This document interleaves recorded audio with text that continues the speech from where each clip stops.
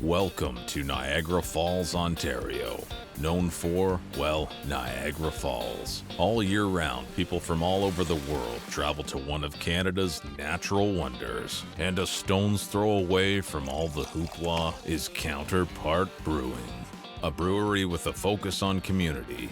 Laid back, unpretentious, Counterpart aims to be a hub for the people of Niagara Falls. A social atmosphere with creative and dynamic craft beers, where there are always a few hazy pales on tap, and a rotating food menu of well-balanced yet progressive house-made cuisine. There's something for everyone. It's the place locals flock to regularly. Beer, food, community. A trifecta of awesomeness. This is Tales from the Ale Trail. Counterpart Brewing. I'm Greg Ganesh. I'm the owner-operator of Counterpart Brewing. I'm Joe Sarter. I'm the chef-owner of Counterpart Brewing in Niagara Falls, Ontario. Growing up in Niagara Falls, it's a very tourist-driven town, and there's never been much kind of for the locals. So we wanted to build something that Niagara Falls could call their own and be proud of. Our mission statement is building community through great craft beer and food, or more simply, beer food community. It's at the heart of everything that we do.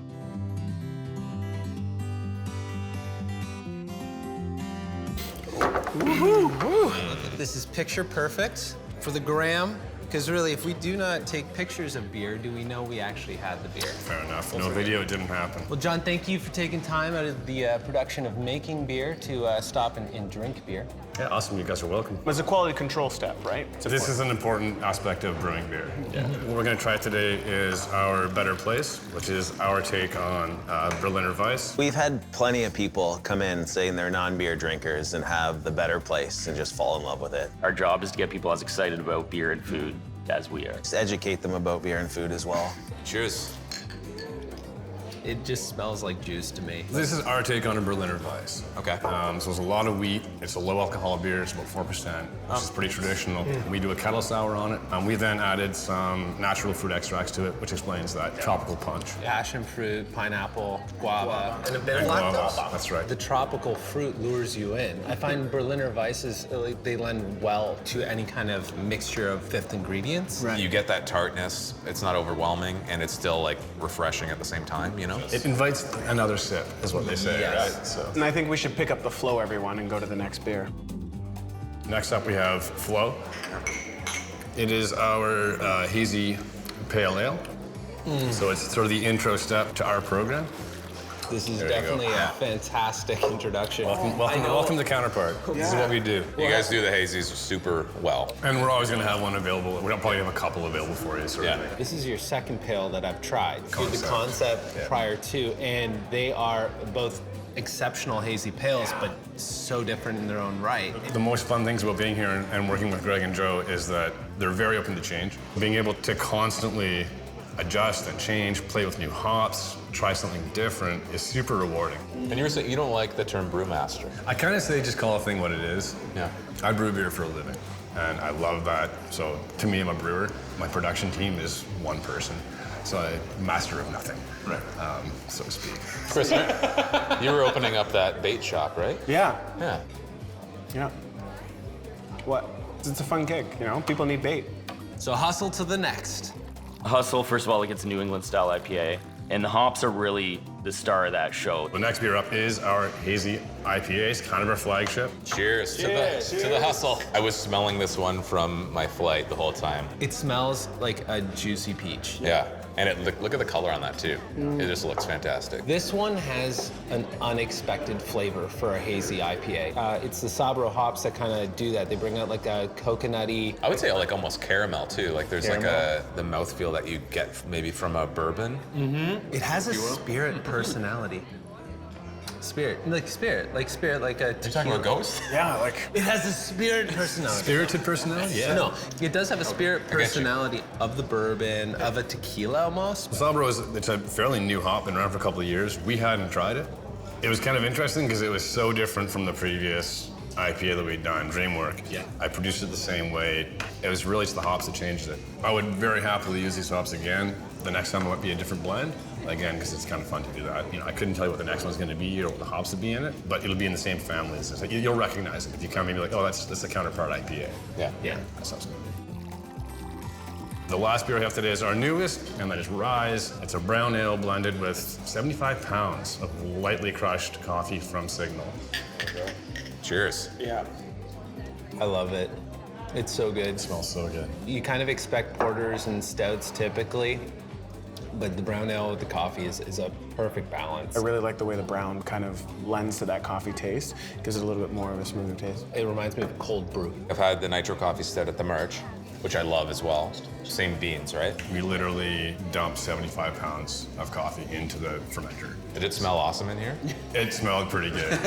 It was literally overnight. We put it in the afternoon. The next morning we were tasting it and thinking like, oh, it's basically done. If it sat for another day, I don't know if it'd be as well balanced as this. It's kind of it, yeah. This wasn't an afterthought. We didn't make a brown ale and then just decided to throw coffee at it. Right. I sort of profiled it for the coffee to fill in the missing elements. That beer did not have a lot of roasted notes in it. It didn't have much bitterness or acidity. And that was kind of a choice because that's what coffee seems to do when you infuse into beers. Right. So it was kind of taking two things and, 1 + 1 = 3 kind of thing. That is what I have loved about all of your beers.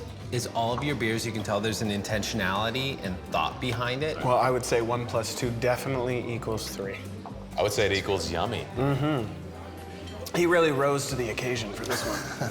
There's going to be certain styles that we're known for, like we're always going to do a lot of hazy IPAs, for example. But we don't want to just be a brewery that does hazy IPAs. We want to be well-rounded. We want things to be changing all the time, not only for our customers, but for us as well. Like that's the fun part, is the creation element. One of the things I love about this experience is the opportunity to meet and talk to the people that make the beer. And when I come here, I'm like, I'm just awestruck. And I'm like, it's so awesome to be here. And I just can't thank you enough. Like the feelings that are coming in the deep cockles of the heart, it comes out and it's like love for you. I can only hope that when I come in here in the future, because I will come in here in the future because I love your beer so much, that I will just be able to give you a hug. That would be great.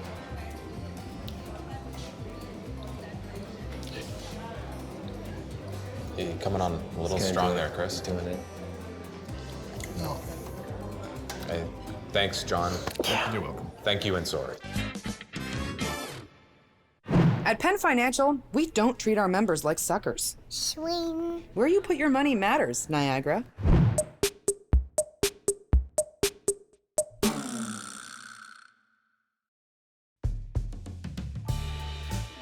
With the dishes I'll be serving you guys, we're gonna be doing beef carne cruda, so it's a Italian raw beef dish served on our house-made sourdough with the spent grains that we utilize from the brewing process, fried cauliflower with some chickpea hummus, pickles, and vegetables. It's something a little bit lighter and goes well with some of the lighter beers. We'll also be having the fried chicken with a Korean fermented chili paste called gochujang. We get well-balanced flavors of spicy, sweet, salty, and acidic, and I think it pairs really well with a lot of our beers, especially the IPAs.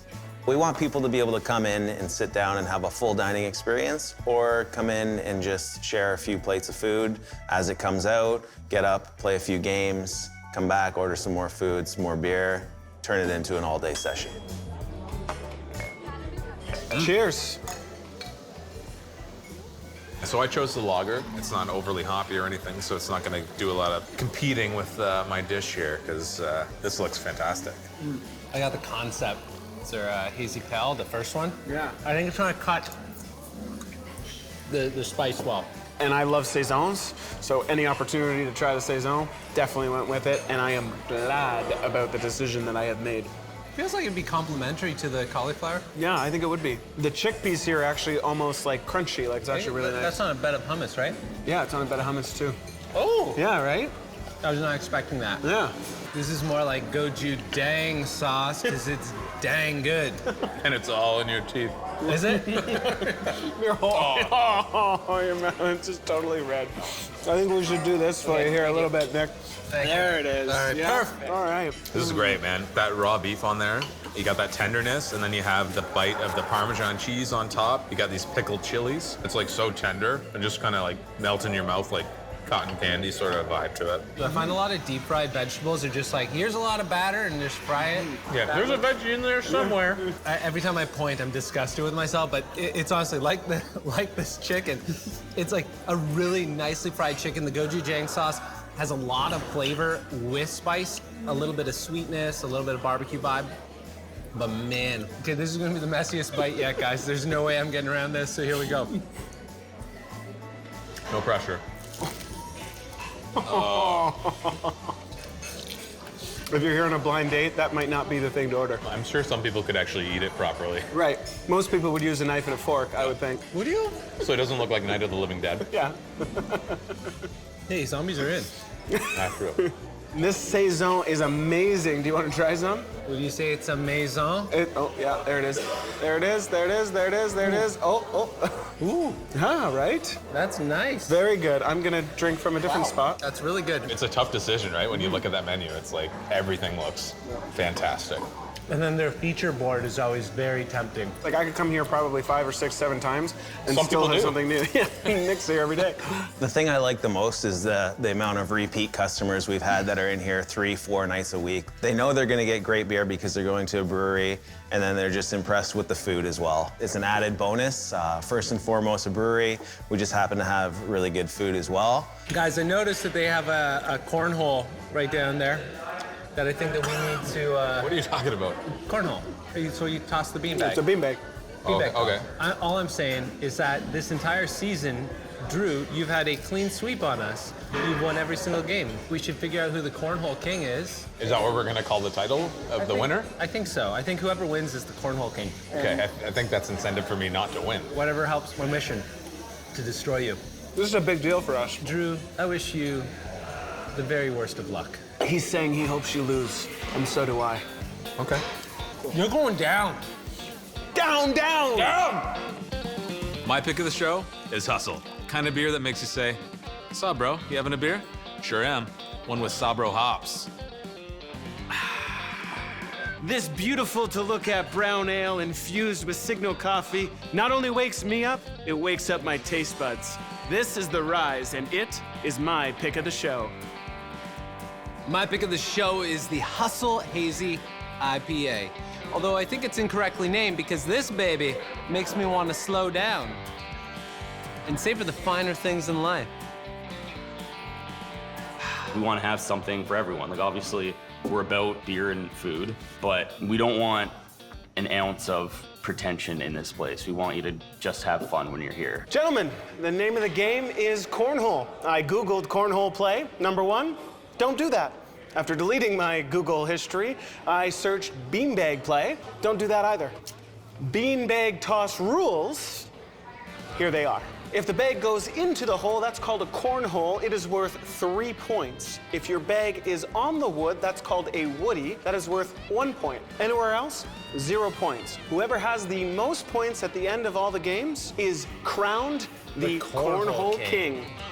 Let the best cornholer win.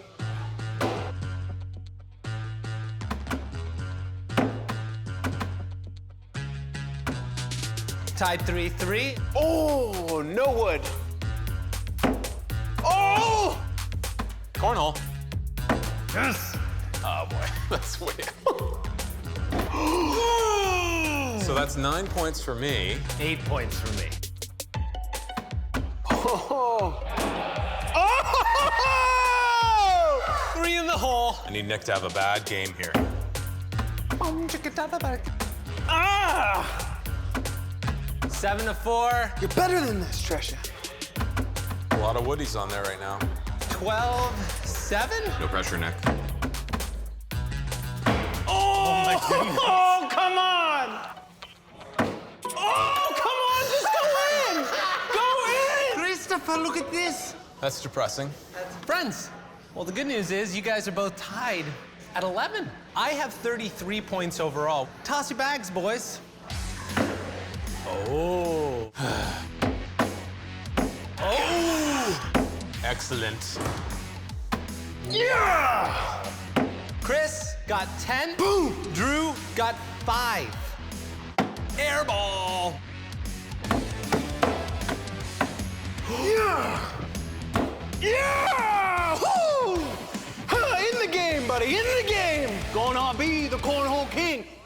and see. You've been drinking that Rise for the past hour, haven't you? Yeah. That's terrible coffee breath. Great beer, though. Chris, if you get 5 points, you are the Cornhole King. No pressure. Oh! Oh!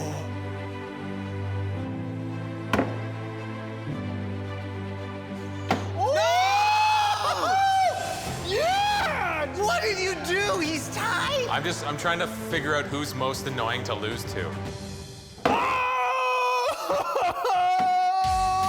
Cornhole King! Bow to me, my loyal subjects. Tales from the Ale Trail is created by Mitchell Riley Pictures and is brought to you by AE Media Inc., Web Design and Print Studio, Penn Financial Credit Union, Treschak Enterprises, Port Colborne, Taste the Good Life, Joel Hannigan Photography, William Joseph Photography, and Bell 5 TV1. Guys, Drew, Nick, come on, I was just joking, man. Come on. Cornhole King!